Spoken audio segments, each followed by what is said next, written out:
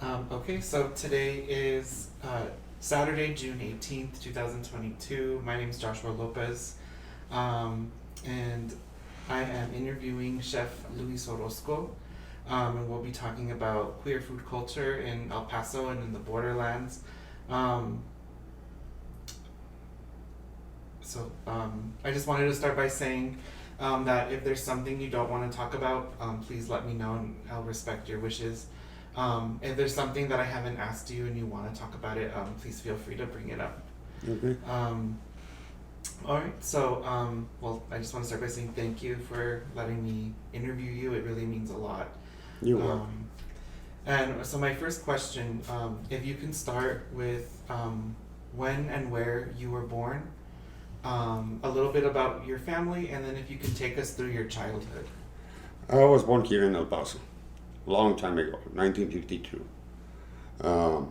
I grew up in a ranch in Chihuahua. My family, it has my father and two more brothers. They had a ranch. And I grew up over there until we were 13 years old. School, we had a school over there. There was no real school. No, we had a tutor, and they used to teach us over there how to read and write, and that was it. That was the life of the ranch.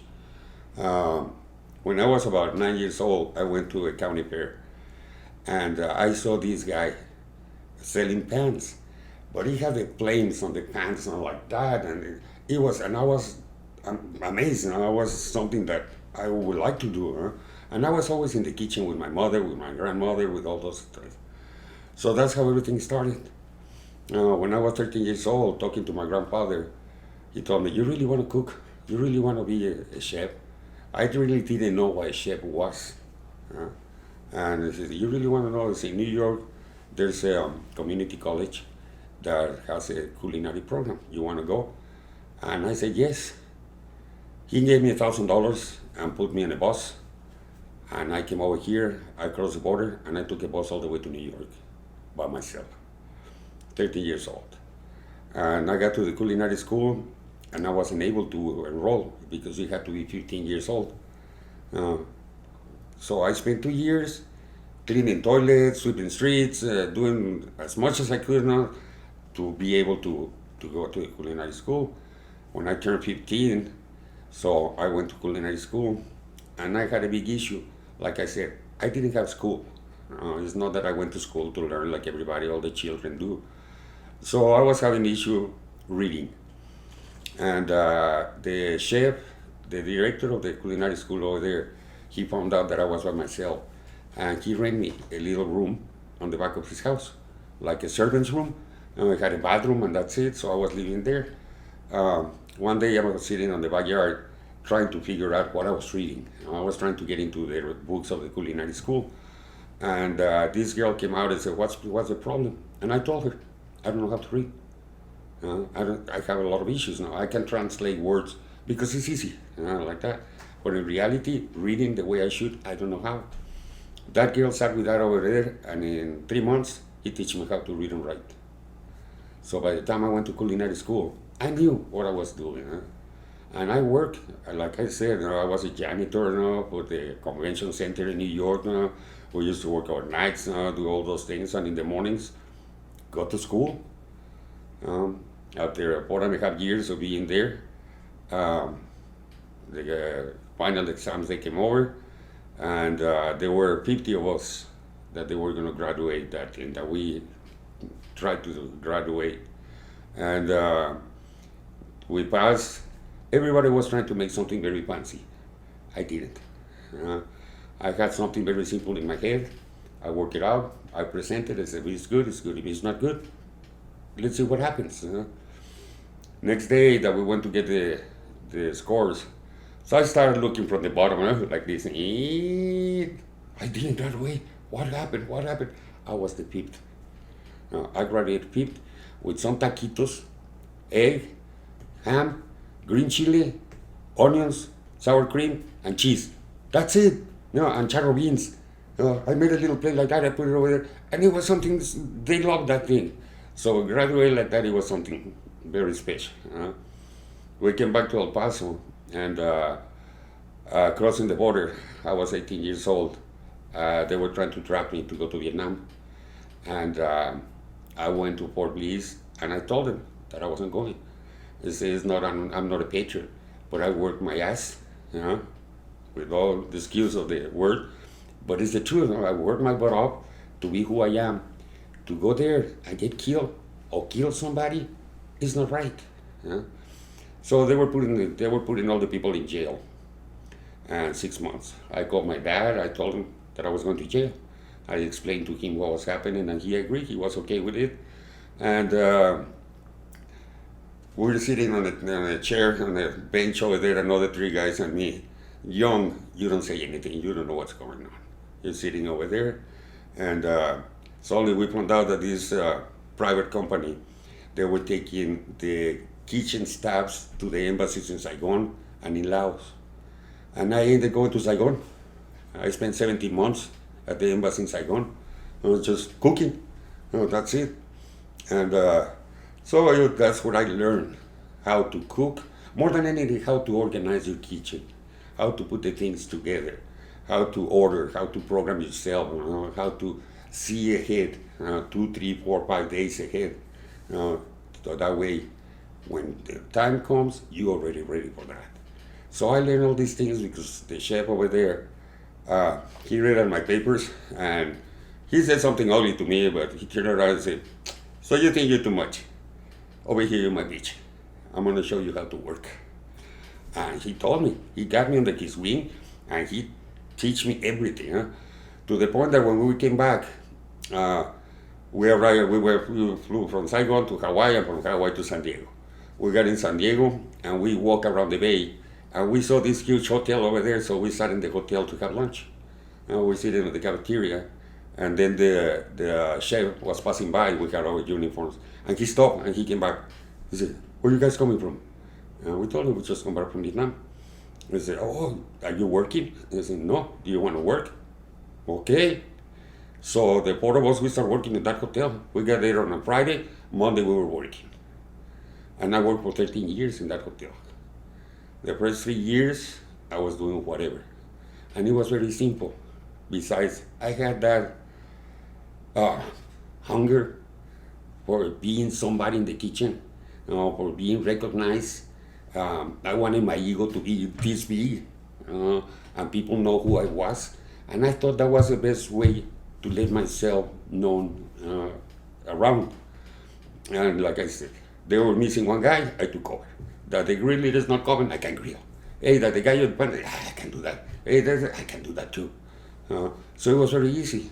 After 3 years of being in the hotel, I showed up one day. In that time, there were punching cards. Most of the people don't know what the punching cards are, the young people. So when you had a pink paper taken to it, it's because you were going to get fired. So one morning I show up and my punch card had a pink. So where am I going to get fired? This guy has 3 months now giving me a lot of hell and teaching me, and now I'm going to get fired. And I went to the office, and it was the chef, the CEO, and another 2 chefs that are the ones that control all that chain. And we sat, and I said, well, the chef is retiring. And he said, are you ready to take over? I say, what? I was 19 and a half years old. I didn't know what the hell was going on. So for the next 6 months, I think I slept about a week. Trying to organize because there was 3 different restaurants. We had the cafeteria, with pizzas and hot dogs and the hamburgers and the popcorn and all those things, and then we have the regular restaurant, and then we have another one that was fine dining that we opened at 6 o'clock in the afternoon. So it was 3 different menus that you have to get going, and there were 260 people working in all the kitchens. The 3 different kitchens that we had, servers, bussers, cooks, bartenders, and all of those ones, they were under my hands, under my command. And it wasn't very easy. Like I said, it wasn't that long. It took me about 3 months to get the rhythm, and going, to the point that I run the hotel for 10 years. In those 10 years, the butcher at the hotel, he was a gay man. And I knew. Let me tell you a little bit. Since I was a little boy, I always thought I had a girl inside of me. Okay? When I was growing up, in the 1950s, 1960s, it was impossible to tell anybody that you were like that. Something like that happened, that you will be excommunicate. They will kick you out of your house. You will be the worst in the family and things like that. So I always grew up like that, and I never opened myself to anybody. But you always have that thing inside of you. I was married to a woman, and it was okay to start. And then little by little, I found out that it wasn't right. And besides, it wasn't right because it was a real macho family. And they make very bad comments about gay people, about trans, about all lesbians. And I wasn't feeling okay, to the point that we had 2 kids. I had a daughter and a son. We divorced. That's it. And I see my kids now, I was taking care of them, but I didn't want to have anything related like that. Working at the hotel, like I said, the main butcher was gay. And one night, getting out of the hotel, I found him sleeping in his car. I saw him over there. I was living alone. I told him, "Hey, David, come on, this is ridiculous. No, you shouldn't be here. You're going to come and live with me." So it was okay. I was thinking money for my house, somebody to help with the bills. I was paying my own house, so it would be a lot nice not to have somebody to help. I never expected nothing. So he moved to my house. Since the 1970s, I have never bought men's clothes. I know, I don't like them. So before he used to live in the house, at nights I used to go there and wash my underwear, everything, can get in the bathroom and go to bed. When he moved, I used to take my things to the bedroom. One day I got there and I had a few drinks before I showered. And I showered and I forgot the things. The first time he didn't say anything. But a few days after that, it happened again. And we're having dinner, and very serious. He turns around. He said, "Can I ask you something, Luis?" I said, "Yeah, what's going on?" He said, "You have a girlfriend?" I said, "No, why?" He said, "Because the clothes in the bathroom." And I told him, "David, they're mine." He said, "It's yours?" I said, "Yeah." And I told him, since I was a little boy, I always thought, I grew up between girls, and I was very happy, with the women in the kitchen. I was part of a girl, but I never had the chance to tell anybody about it. And I never met the right guy on the right place on the right time. There was something, the right guy, wrong place, wrong time. Oh, perfect timing, but the guys, please. And it was very easy for me to go out with girls. I was a cute boy. I was a cute guy. Curly hair and all this stuff. So it was very nice. It was very easy to go out with girls. So talking to David that day, we finished having dinner, having a few drinks, and then I'm doing dishes. And he stood by me over here, and he put his hand over here, and he said, "Do you think it's the right place, the right time, and it can be the right person?" And 6 months after that, we got married. And for 10 years, it was the best 10 years of my life, until the drunk driver killed him. One morning, he was going to work, and he didn't make it to work. His stupid ass on the wrong side of the freeway, drunk. He was going in, and the stupid was coming out, and he killed him right there. And then after that, see, there was a woman that used to hang around with us a lot, and she was a DEA officer, and it was his best friend. And I met her because of him. When he died, I did lost it. I went to the hotel, and I told them at the hotel they knew already that we were a couple, and said, "Okay, you can take it as long as much time as you need." And being very stupid, I bought a case of scotch and an ounce of cocaine. And I went home, I closed the doors, and I sat in the backyard doing that thing and drinking. For 3 days, I didn't answer the phone, I didn't open the doors, I didn't do anything. And this woman, her name is Louise, she passed in 2016. She showed up in the house, went inside, and then she found me over there on the backyard, pieces of pits on the floor. I didn't care. It was something very shocking. He kissed me goodbye, and 2 hours after that, they told me that he's dead. It wasn't that cool. So she sat over there with me, and she started giving, and picked me up from the chair that I was, and put me in front of the mirror. And he said, "Do you think David would like to see this?" And for the first time in 3 days, I cried. And I found out, a lot of things, and that woman and I, we ended up being best friends to the point that we lived together. We were living together, like that. She knew who I was, everything. She retired from the police department, and it was perfect. We started with the hotel. I met this couple, old couple, gay couple, that they were celebrating 25 years. And they asked me, "Please, make us a dinner, make us a dinner." So, okay, I made the dinner. There were 20 couples. And by the end of the dinner, 4 couples, so they already wanted something to be done. And I said, "Well, just let me tell you when I have time, and we program all these things." So we start making a little bit, and then another one, and then another one, and then another one, to the point that I quit the hotel. I quit the hotel and we opened a catering, parties in a hurry. And I was catering the gay community in San Diego. And the gay community in San Diego, it has a lot of money. A lot of money. They're all rich. There's a neighborhood over there, Hillcrest, that the houses there $1 million. And all the gay community lives over there. There's some people that they don't even tell you what they do for a living. This couple, she told me one day, "I can tell you, Chef. I work for the government. I work for General Dynamics. And I know those companies, they make all the rockets and all the ammunitions and all the things for the government." So that's kind of people they are.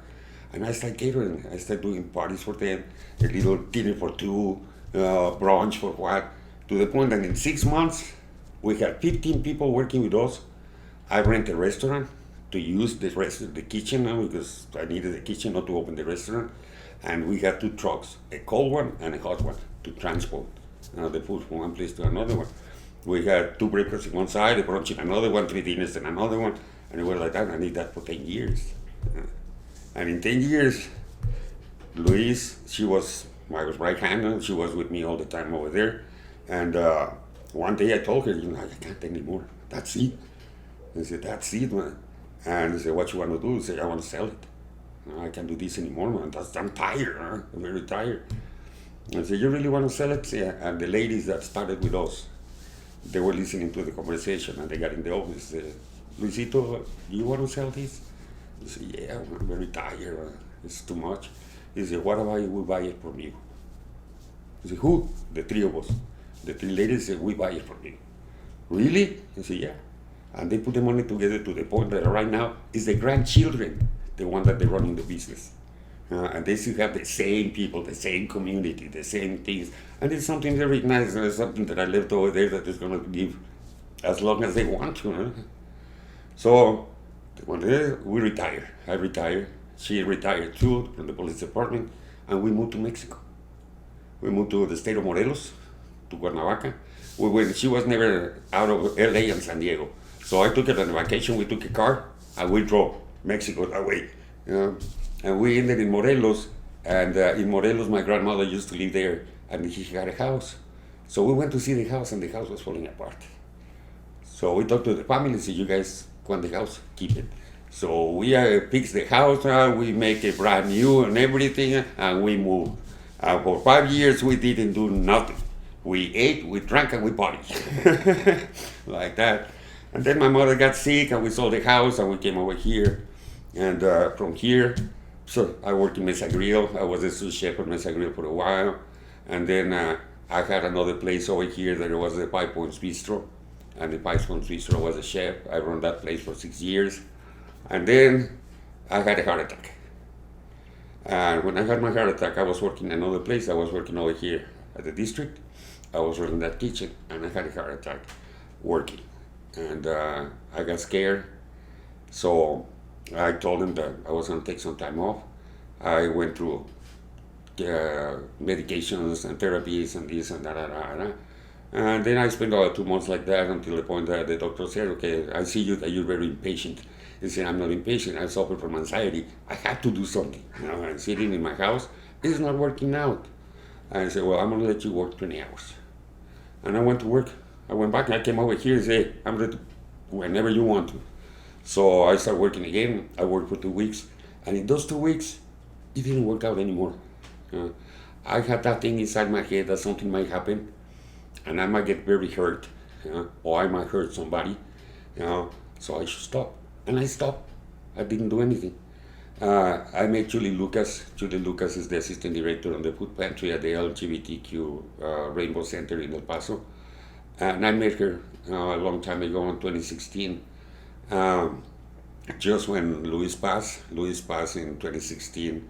So I was alone, and I reached for them, and I met him. I met her. I met Julie, and I met Brenda. I met China, and I didn't know exactly what I was doing. I was feeling lonesome, so what I did is I got to work hours and hours and hours and hours and hours, and I just go home at night, then in the mornings leave, and that's where I met Julie, that place. And when I decided that it wasn't ready anymore, I said, I'm gonna look for them. I'm gonna look for the gay center in El Paso.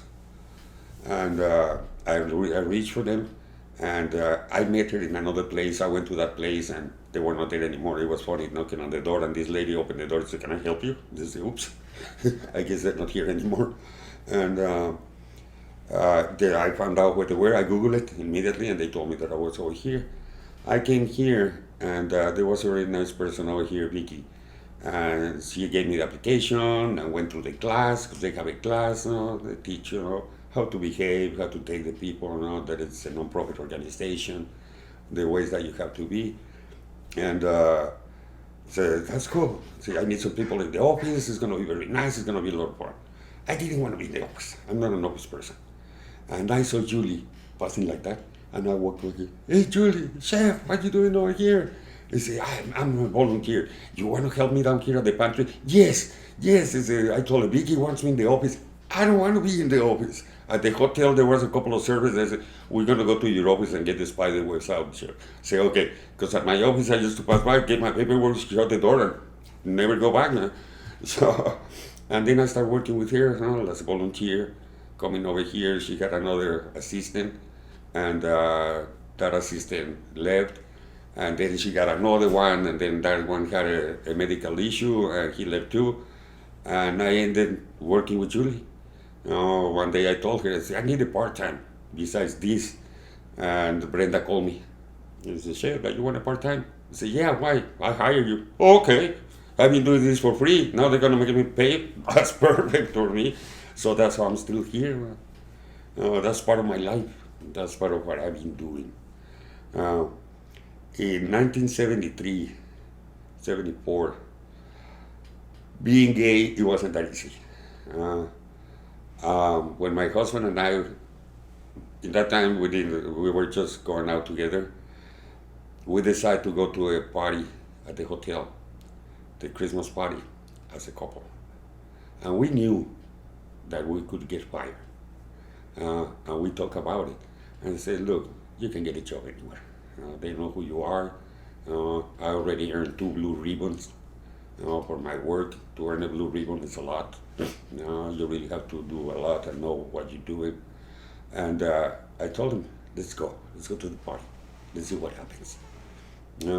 I had my hair down to my hip over here, but nobody knew because I braided.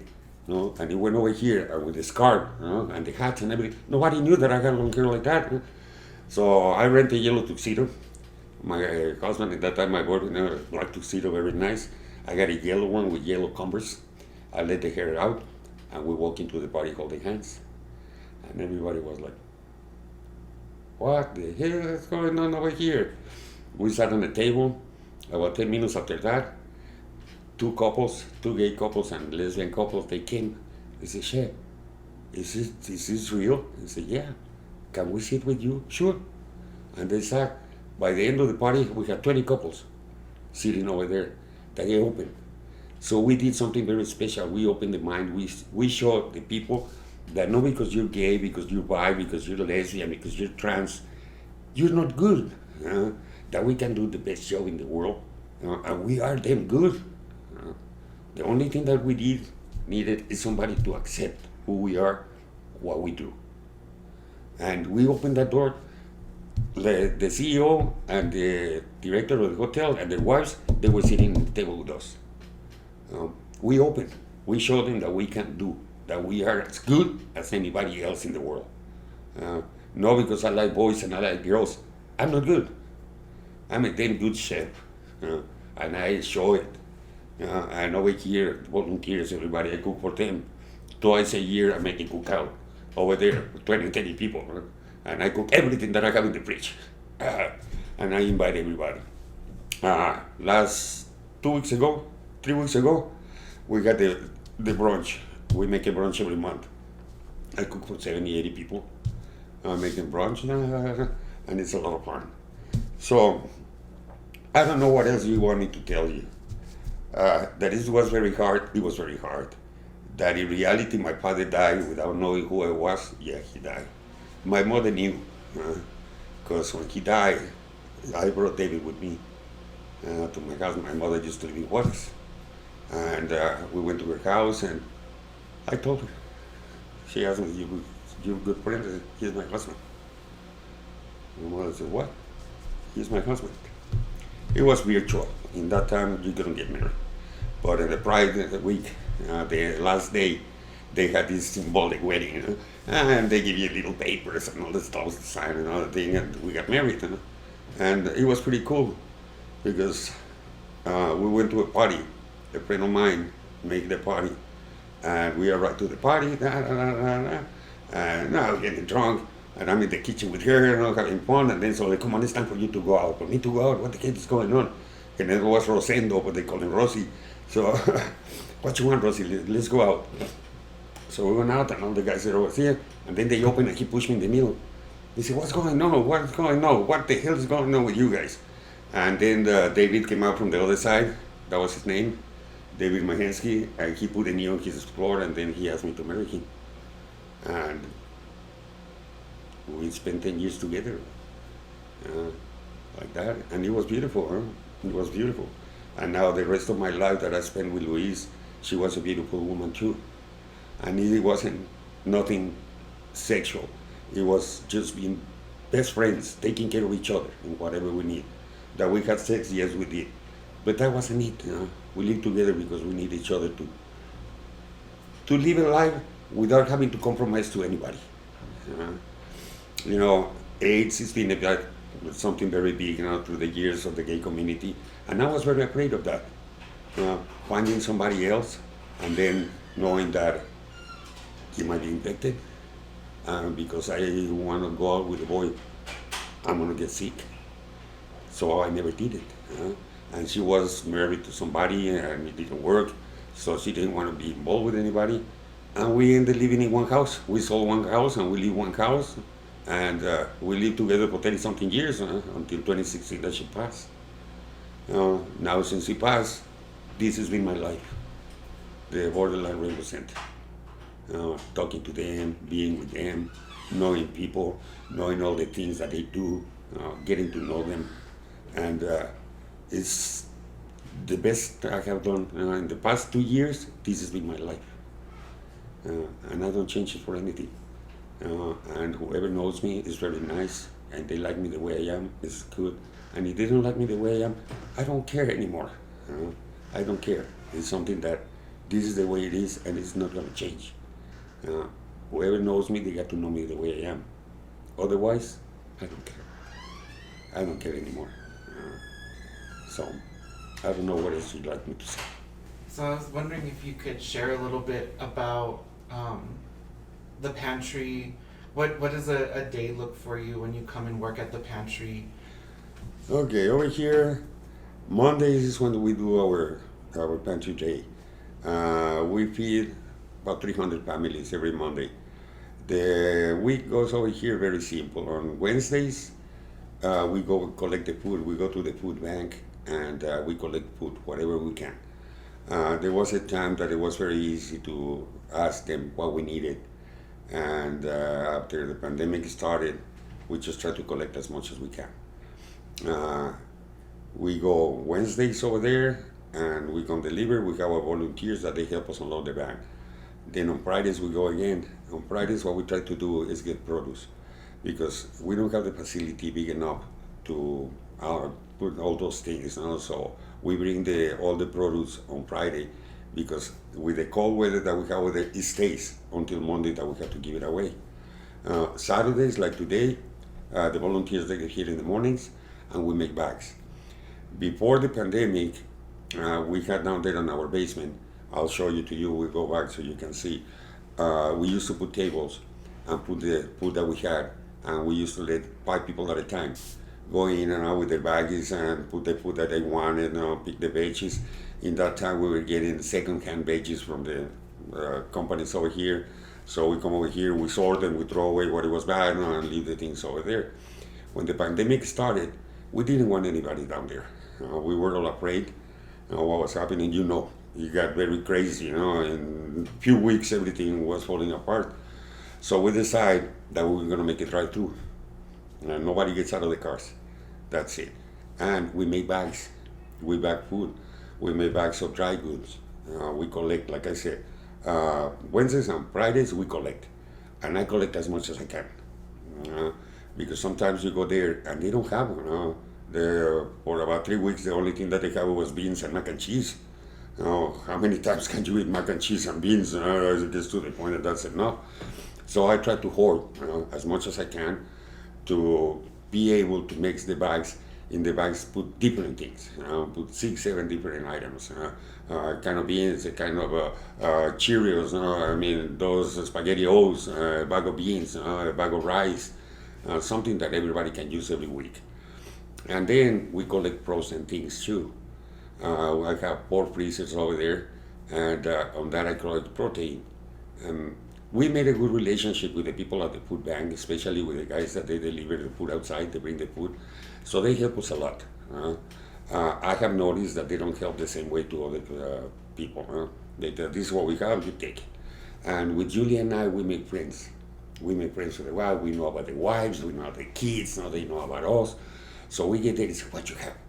Oh, let me see what I can find you. So most of the time they bring the frozen, the protein that we give is frozen, and it can be whatever. Right now I have carrot spaghettis, I have ground beef, I have chicken, I have sausage, so those ones we give it on Monday too. So we always try to give a dry good, then a frozen protein, and then when we have the chance, we give produce. Today we have cantaloupes. We have a whole bunch of cantaloupes, and I have a whole bunch of watermelons in the bag. And those ones are going out on Monday. So we open on Mondays at 9 o'clock. At 9 o'clock we start with the people that they come walking. We call them the walkers. And we started with them. We have about 25, 30 people that they stand in line over there. So we try to get them out as fast as we can, because they'll be standing in line for a little while. Right now, especially with the weather, it's not that nice. So we take care of those ones. And at 9:30, we start letting the cars come in. We have a system. Everybody has a barcode. So they come over here, they give it to the girl out there, the one that's taking the names. She punches, we know, and they tell us how many punches they're gonna take. Some of them they take 1, some of them they take 2, 3, 4, depending how many people they come on the cars. Everybody has to be registered. If they're not registered, we can't give them anything. It has to be registered. They have to prove that they live here, because we were having problems that people that were taking a lot of food and it was going to Juarez. It was going to Juarez and it was being sold. It was being sold. And so we got to the point that you bring your ID, we're going to register who you are, and that's the way we know who you are and where you live. And like I said, the girl's doing that. And then on the windshield, she puts how many pantries. And over here, where the van is, we put some canopies, some tables, and we start bringing all the bags, everything that we have to give. This Monday, I have the white bags, that is the dry goods. I have cereal, I have the protein, and we have cantaloupes, we have watermelons. Sometimes we have milk, sometimes we have cheese. It's impossible to know what we're going to get. But that's the way we move the pantry. And what's been your favorite part about working for the pantry? Friendship. Julia and I, we became friends. Besides, she's the boss, and I'm her assistant. We're very good friends. And you have to see all these kids. Uh, I can be the grandfather of everybody. I'm gonna be 70 years old in September. So they're all my grandchildren. My grandchildren, my daughters, my sons. One of them they call me abuelo, some of them they call me abuelito, some of them they call me other names that I'm not gonna tell you. But being here is very special. Huh? Besides this, I think they have learned that you have to live the life the way you can. That it doesn't matter how you are or who you are, that's going to stop you. So it's nice that they learn a little bit, that they can see me as, it's not as an image, it's somebody that knows a little more than them. And it makes my day, it makes me very happy. It makes me one day over here and I scream at them and I call them names and we park. The pantry is a lot different than here. Pantry, we have our own world. Over there, we don't insult anybody, but we curse all day long. Where everybody's joking, you pick on him, they pick on me, they pick on you, you pick on them. I pick on my boss all day long. I say ugly things about her and she's sitting over there. I can hear. Yes, I know you can hear me. That's what I'm saying. So being over here it's a lot of fun. It's a lot of fun for me. I know I make the life a lot easier for her because the knowledge that I have about food, it helps a lot. Since I started helping her, in reality I moved the pantry. She's the paperwork. She's the paperwork. She does all the paperwork, all the things that we have to do, and I take care of all the food. And we make a good team. We make a good team. We care for each other. We live half away from each other. Sometimes he calls, hey, I saw you outside of your patio. What you picking on me?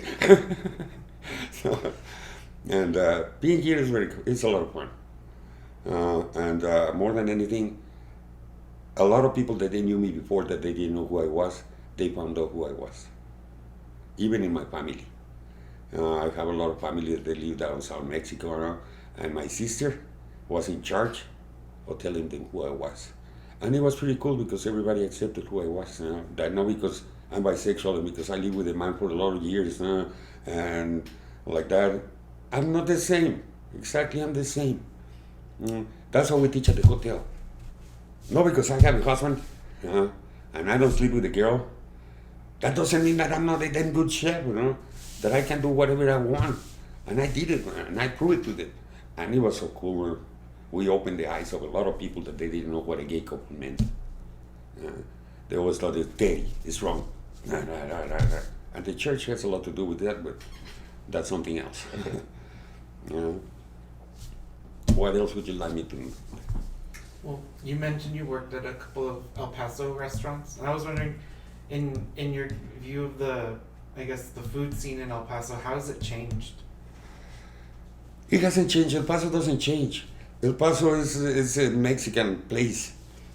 Over here you find 80% of the restaurants have Mexican food. And all of them they sell the enchiladas, all of them they sell the guacamoles, the albóndigas, all those things. They don't change that much. El Paso never grew up on food. I tried with another friend of mine, a chef, to open a little catering and offering menus that people didn't even know what it was. They said, salmons? What are we going to eat salmons? That's fish. Ugh. I said, you got beans? El Paso have never grew up. There's good restaurants, yeah. There's Cafe Central, Arsenal 11, that they have very good food. But you find 2-3 of them. See, El Paso never advanced on food. Never. Once the restaurant they open, burritos. Or open they are tortas. Or enchiladas con manuelita or things like that. And that's the only thing they sell. So you go to other cities and you go to places that, wow, you can eat food from China, from Japan, from Italy, from Germany, from London, from all over the place. Over here, there's none. There's a couple of Vietnamese restaurants that just the Vietnamese people know. Because most of the people that live in Juarez, they live on the burrito. I mean in El Paso. They live on the burritos. The burritos, the gorditas, the enchiladas, all those little things. And they don't change. They don't change at all. So I don't see any advance in El Paso about that. You go to the cities, I live in Mexico City. In Mexico City is wow. They have food that you don't get out of the restaurants like that. It's something that El Paso never grew up. We stay on the same thing, and Chico's Tacos. It's the best thing. Where you go? Oh, I'm going to Chico's Tacos. Like, wow, it's the best thing. El Paso never grew up. It's still stuck on the same thing that was 20, 30 years ago. And it will never change. When it's not burritos, it's hamburgers and Burger King, McDonald's, chicken, Kentucky Fried Chicken. Tell me what is it? There's another place to go. There's not another place to go. You want to go to Cafe Central, but you go to places like that and you see it, and for a filet mignon, they're charging you $50, $60 for a little piece of meat like that. So people don't go. People, they don't know. Just certain people in El Paso that they have the way, they have the money to go and spend it like that, go to those places. Mesa Grill too. So Mesa Grill has a good menu, but the prices, they're huge. They're enormous. So people don't go. People, they don't know. They rather go across the street to Louis than to eat in Mesa Grill. And so El Paso is stuck in the same thing that it was 20, 30 years ago. No changes at all. My last question would just be, what should food mean to all of us? Food has something very special. Food is something that it will never go away. Food is something that it will unite families, friends. People, they cook recipes from the great grandmother, and they give it to the young guys right now, to your friends, and it's a connection. It's a connection of family. It's a connection of traditions, connection of friends that bring you, they attach you all together. Chefs, we are very hard to deal with. We have bad tempers, all those things, but when we get together, we just a whole bunch of crazy guys now that we love food. So it's a connection between the past, the present, and what is going to be in the future. All the young generations that they go to culinary school, those are the ones that got to bring the new things. The problem is, like I said, they don't come to El Paso. They go to LA, they go to New York, they go to Chicago, they go to Florida, places where they can really develop. Over here, they try to open a restaurant like that, and 2-3 months after that, they close. Because people, they don't go. Because I'm not going to take my girlfriend or my boyfriend or whatever to that place and spend $100. Oh no, I take it to Chico's Tacos, I spend $20 when I buy a couple of beers. And it sounds ugly, but it's the truth. El Paso, that's the way it is. And there's no change. I don't see anybody saying, wow, we're going to evolve into this. There's no evolving. El Paso is going to be like this all the life. It will never change. And some of the restaurants are good, what I want to tell you. Some of them have good enchiladas and good gorditas. But that's a connection. In El Paso, no, I have nothing. And food is a connection of life. From the past to the present, and it's going to be in the future. People like me, with the knowledge that I have, it's so easy to get a job on a restaurant just because what you know. Nothing else, just because what you know. It's not how much you work, how much you do, it's how much you know. It's the only industry that old people with knowledge can get a job very easy.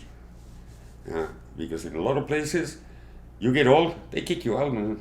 You're too old to be doing these things. You're too old to carry, and you're too old to this. And the old guy goes home and dies sitting down on his wheelchair.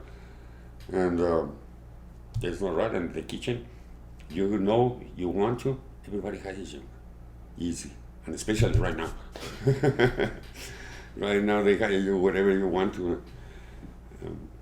So that's the connection with the food and the people. And the LGBTQ, it's big. It's humongous. And in San Diego, there's some restaurants that, wow. And they're run by gay people, run by lesbians, by trans, by bisexuals like me. We have a lot of fun just by doing that. Food is fun. Food is fun if you like it, if you know how to cook it, and if you want to cook it. Because you can like food, but you can spend a lot of money going to restaurants. The the thing is that you like to cook it. You like to do that. My husband was a damn good cook too, so it was very nice arriving home and dinner is ready. Yeah, he had a schedule. I didn't. He used to work at 6 o'clock in the morning, and at 3 o'clock in the afternoon he was going home. I used to get there at 10 o'clock in the morning and go home whenever I can. If I work 8 hours, it was a part time. He said, "Whoa, I just worked 8 hours today. I'm going home. I'm happy." Yeah. So that's the story of my life. I hope it works. I hope a lot of people in the long run learn that it was very hard for all of us to come out and to be who we are. We had to fight with everybody, family, streets, police, government, everything, to be who we are and where all you guys are going to be from now on. You have a lot of support. You have groups, you have therapists, you have moms and paps and daddies and grandmothers that they love you the way you are. When I was growing up, I was bad. I was bad. You don't do that. In my time, being gay, it was the worst. And I survived. I'm still here. And I hope a lot of people, they follow what we will do. I don't have any guilt.